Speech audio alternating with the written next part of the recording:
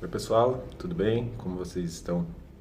Hoje nós vamos falar um pouquinho de uma civilização da antiguidade fenomenal, fantástica, que até hoje deixa marcas, que são os egípcios. Então, um pouquinho antes de falar especificamente da civilização, a gente tem que entender um pouquinho sobre a região em que essa civilização, esses egípcios se estabeleceram e se desenvolveram. A civilização egípcia se desenvolveu no norte, colocamos ali no nordeste do continente africano, numa área coberta ou dominada pelo deserto do Saara. E aí vocês podem estar perguntando, mas como que um povo consegue se desenvolver numa região de deserto? A diferença e a vantagem que esses egípcios acharam, é justamente um rio que corta esse deserto, que é um dos maiores rios do mundo, que é o Rio Nilo. Então, o que eles fizeram? Às margens do Rio Nilo, que corta o deserto do Saara, eles desenvolveram a sua civilização. A gente tem que lembrar que o desenvolvimento da civilização só foi possível graças ao desenvolvimento da agricultura. E aí, nesse sentido, o rio, no caso dos egípcios, o rio Nilo, vai ser importantíssimo para a agricultura, que é por meio das suas águas que essa civilização vai regar e vai cultivar os seus alimentos. E a partir daí, eles vão se organizando, se estruturando, até formar essa civilização que construiu pirâmides, cidades, túmulos e uma série de outras coisas que nós vamos ver. De quando ou quando esses egípcios estão lá? Acredita-se que por volta de 6.000 anos as primeiras comunidades agrícolas se instalaram lá, lembrando as margens do rio Nilo.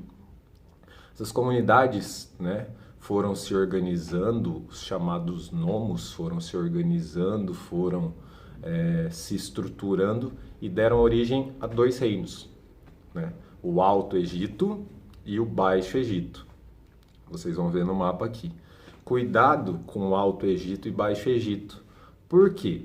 O Alto Egito, quando a gente pensa no mapa, ele deveria ficar no alto da página. Porém, Alto e Baixo Egito estão relacionados à direção do rio Nilo. Então, o Alto Egito é o reino do sul e o Baixo Egito é o reino do norte. Então, é invertido, é baixo e alto, certo? Beleza. E aí o que acontece? Por volta de 3.200 anos antes de Cristo, um rei conseguiu unificar os dois reinos. Ou seja, um rei só passou a governar os dois reinos. Esse rei teria sido o Menés, que unificou os dois reinos em 3.200 a.C. A partir de então, uma pessoa só governa os dois reinos e aí ele se torna o faraó do Egito Antigo.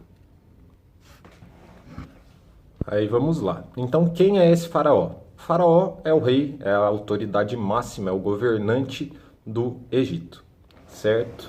Ele é a autoridade máxima do Estado e ele governa num sistema que a gente chama de teocracia. Por quê? Ele é considerado um deus na Terra. Ele é senhor, ele é dono de todas as terras, de todos os homens, ele é o dono daquela civilização.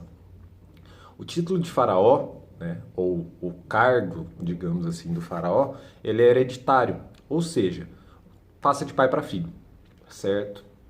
Ao longo dessa história do Egito Antigo, de quase 4.000 anos, a gente teve, ou eles tiveram, 32 dinastias. O que isso significa? Que em 4.000 anos de história, 32 famílias diferentes governaram o Egito. Como assim? Não foram 32 pessoas, foram 32 famílias, 32 dinastias. Então, por exemplo, o faraó, o Menés. O Menés morreu, foi para o filho dele, ou seja, o governo continuou na família do Menés. O filho dele morreu, foi para o neto, ou seja, o governo continuou na família do Menés. Aí, quando não tinha um sucessor daquela família, ou em caso de guerra, ou em caso de golpe de Estado, trocava-se de família começava uma outra dinastia. Então vamos lá. O Egito teve 32 dinastias. Significa que 32 famílias governaram o Egito durante seus 4.000 anos de história. Não significa, portanto, que sejam 32 pessoas. Até porque, se 30 pessoas governassem 4.000 anos, cada governante teria que ter, né, reinado aí por mais de 100 anos. Beleza? E a sociedade egípcia, como funcionava?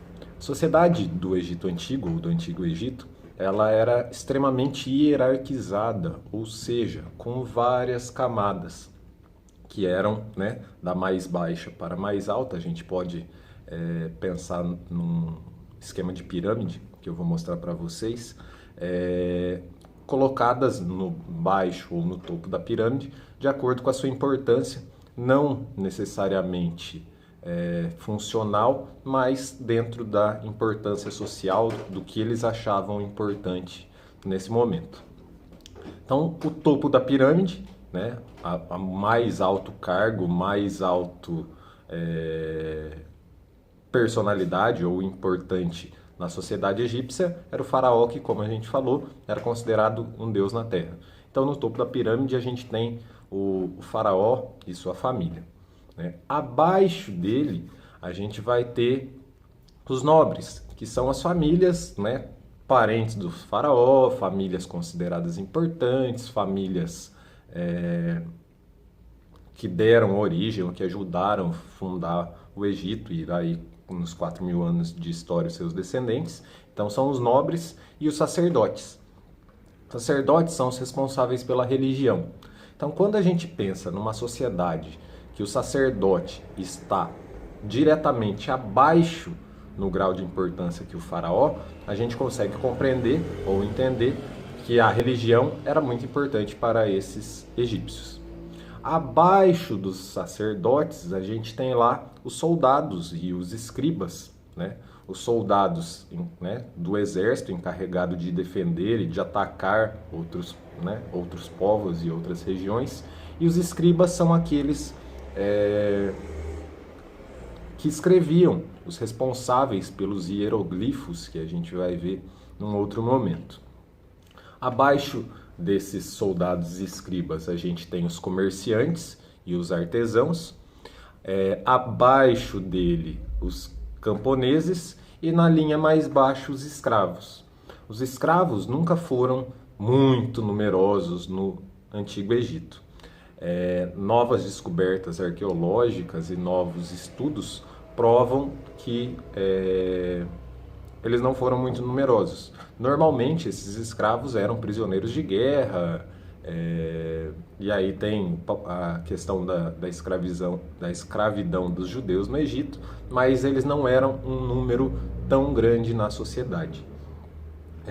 Durante muito tempo, acreditou-se que as pirâmides e que algumas construções foram realizadas por escravos. Hoje, as pesquisas arqueológicas indicam que não, que as pirâmides foram construídas por homens livres a serviço do faraó, até porque eles acreditavam que o faraó era um deus e o mandado, né, ou a ordem de um deus era respeitada. Mas isso vai ser assunto para uma próxima aula. Galera, muito obrigado, até mais, valeu!